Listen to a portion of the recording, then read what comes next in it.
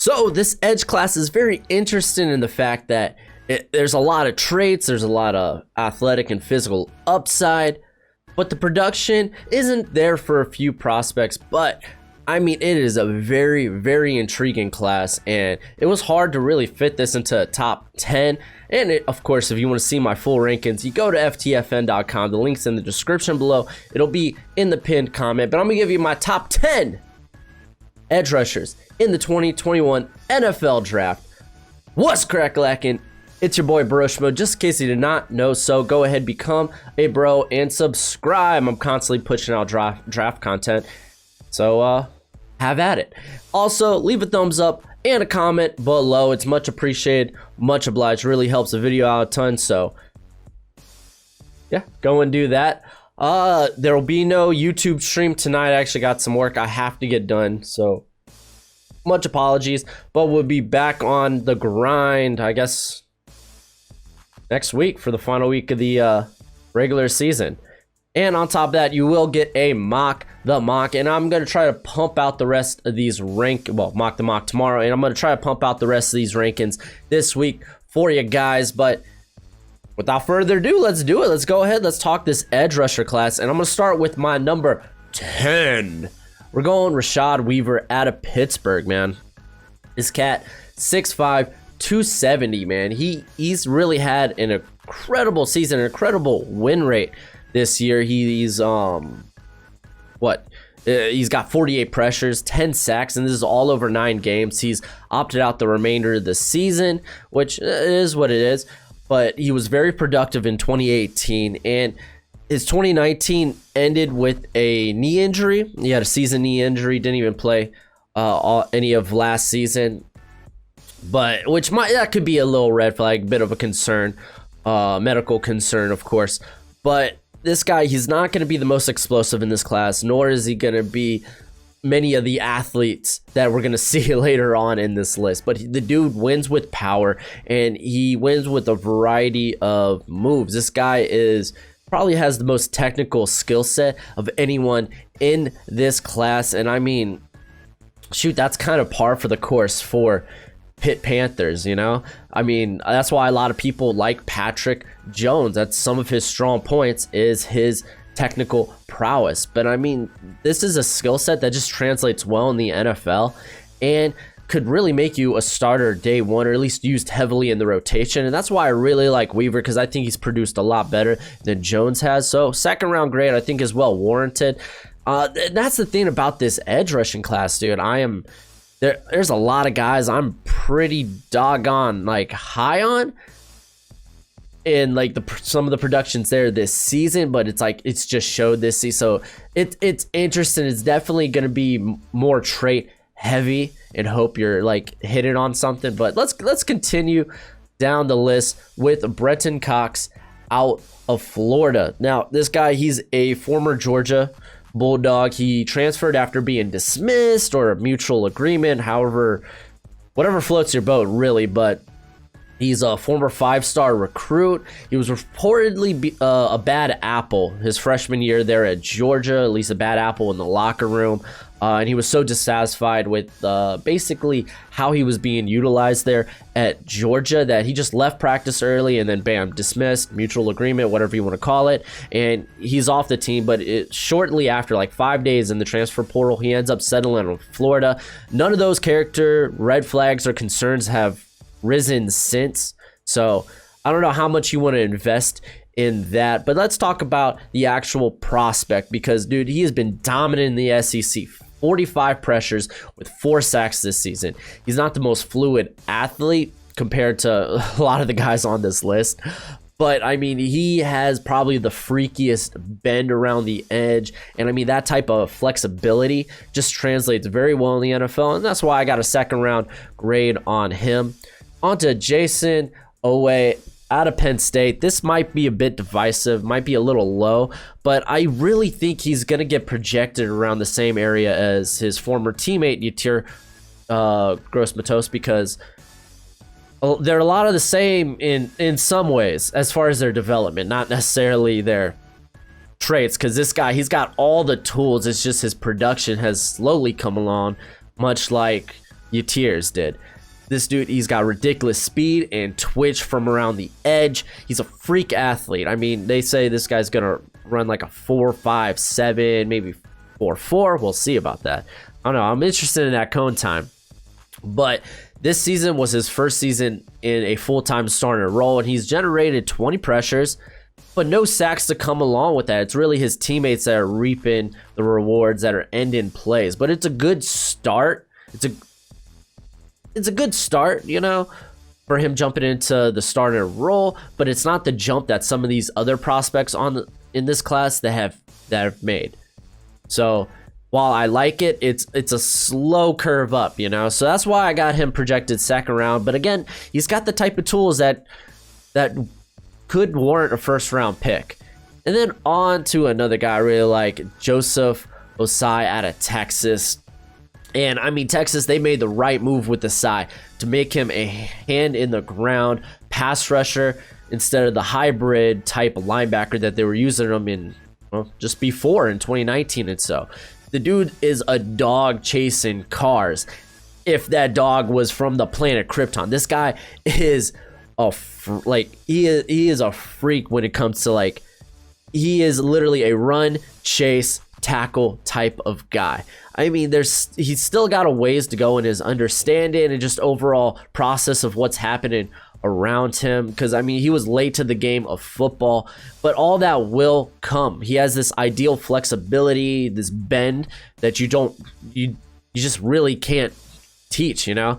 His speed for the position, you know, and I mean, this guy, he's not scheme dependent. He could really work in any scheme. It'll be up to teams to wisely deploy him little by little as he kind of develops that understanding of the game. But I really like Osai as a prospect. I mean, so much so, he's been in a few of my first rounds in my mock drafts. And then we have Nick Binito out of Oklahoma. This is a guy I had in my linebackers for the longest time just because of size, 6'3", 238. I mean, I thought he was going to move after 2019. I thought he was going to move to inside linebacker, basically replace Kenneth Murray, but they've kept him on the outside. And props to the Sooners, dude, because this guy, him being a stand-up pass rusher, has really, really paid off. I mean, he's probably the most athletic edge in this whole group. If you consider him an edge, I mean, he's only 230 pounds, but he does have the body type that can continue to fill out. And what he's done as a pass rusher this season has been ridiculous. 44 pressures and 7 sacks on only 162 pass rushing snaps. And if you go back to 2019, they used him way more in coverage, where he only allowed a passer rating of 38.4 when targeted, dude. I mean, this guy, he's definitely one of the more interesting prospects to kind of pay attention to. So I'm going to keep an eye on Nick Binito. This is a guy I kind of liked going into the year as a linebacker, and I don't know what to think anymore. And then we got Jalen Phillips, dude, out of Miami. The U, baby. The U is on the list, and it'll be on the list again. But he is a former 5-star recruit. He initially retired from football after going to UCLA for just consecutive concussions. So big red flag there. He ended up returning to football, and then he transferred to Miami. He started slow this season. He only had 6 pressures, 0 sacks through 3 games. But on the last 7 games, he has 36 pressures, 9 sacks. Guy's got a great bend, length, power, speed. I mean, this is the type of stuff that kind of makes you a top 10 pick. But what really hurts him is the small sample size being this season. And again, the concussions will be a concern. It might move him into day 2 for many teams, but definitely the potential and the talent is there for Mr. Phillips. And then on to Carlos Basham Jr. out of Wake Forest. This dude is got freaky just explosion, you know, just a crazy first step because he's 285 pounds, man. And he doesn't have many of the pass rusher moves, but I mean, he probably has the best bull rush in this whole class. This guy, he's been great over the last 2 seasons, being 2018 and 2019. This season, he hasn't been able to win as much. I mean, he's this season. I think his pass rush win rate is somewhere around 10% in one-on-ones. Granted, he has been double teamed more this season, but again, in those one-on-ones, he's only winning a little over 10% of the time. But I mean, considering his production in the past in 2018 and 2019, and again, that first step, that explosiveness for a 285-pounder, I mean, and keep in mind, he's playing 10 pounds heavier this year than he was the year before. So I'm still willing to bet on some of those tools that he's going to end up being in the first round. And then I got Azeez Ali out of Georgia. Again, this is size might be the first concern you see at 6'3", 240, but this is a guy, he's a redshirt sophomore. He's still developing. His 32 sacks and 32 sacks, that'd be wild. 32 pressures and 6 sacks has actually led to a win rate of 21.6%, and that's two percentage higher than any other edge rusher in the SEC. He has utterly dominated the SEC. This dude is the most flexible pass rusher in this draft. He might have the biggest toolbox of pass rush moves of any defender. This guy is he's twitchy, he's crafty as a pass rusher. And I mean, he just watching him, you kind of just see that it factor. I mean, whether he's in a 3-point stance or if he's in a sprinter stance, the guy has been phenomenal this year. I kind of appreciate Georgia, who's typically a run contain first. That's how they teach their defensive linemen. That's why Jared Davis isn't much of a pass rusher, because they don't really ask him to do that. But I mean, they've kind of let Azeez here just go, and man, yeah, it's really made him come out of nowhere in this class. So on to the top two. Gregory Russo out of Miami. He opted out for the season. The reason he's high up here is because he's got those he's just a freak, man. I mean, he had great production in 2019 for being a flawed prospect in terms of technique and pass rush moves. He won with length, he won with athleticism. I mean, a majority of the season, he kind of, in 2019, he played a traditional end role, but his second most snaps came at nose tackle. This is a guy that could get pressure from the interior as well. The thing is, again, he's got a freaky frame. He's got great length, pretty good athleticism, and I mean, a lot of people were already mocking him in the top 10, top 5 even. It's just, we needed to see that development in terms of technique, in terms of pass rush moves, hand placement, stuff like that, hand counters and whatnot. And we were deprived of that because I get it, you know, he opted out for personal reasons, you know, and it's a funky year 2020 is, but that is the type of thing that might hurt your draft stock. I still think he's a top 20 guy. I got him here as top 20. Yeah, I think I kept him top 20. I did, yeah. So yeah, I think Russo, he's still going to go in the first round regardless. Like I said, again, he's got some of the best tools in here. And then Kwity Paye is number one, of course. This guy has just been amazing this year.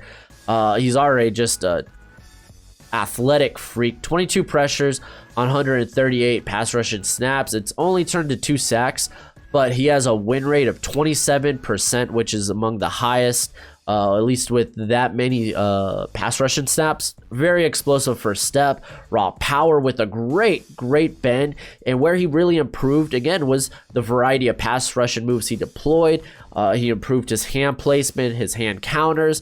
I mean, the guy, like I said, showed off a myriad of pass rushing moves. He's going to be an athletic freak. It's going to be crazy to see what he runs in the 40, in the 3-cone, at the combine. At 277, this guy's going to be, I think he could be a top 5 pick. Like, his current tools, at least what he displayed this year, and just that freakyism, you want to call it, to him, it's going to make him at the very least a top 10 pick. But that's it for the video. Go ahead and let me know what you think in the comment section below. And as always, go ahead, check out the full rankings at Fan2Fan Network. Fan2Fan Network. That's how you say it. Yeah, it is. Fan2FanNetwork.com. Haha. But go ahead, do your YouTube thing. And until next time, you be easy, my friends. Later.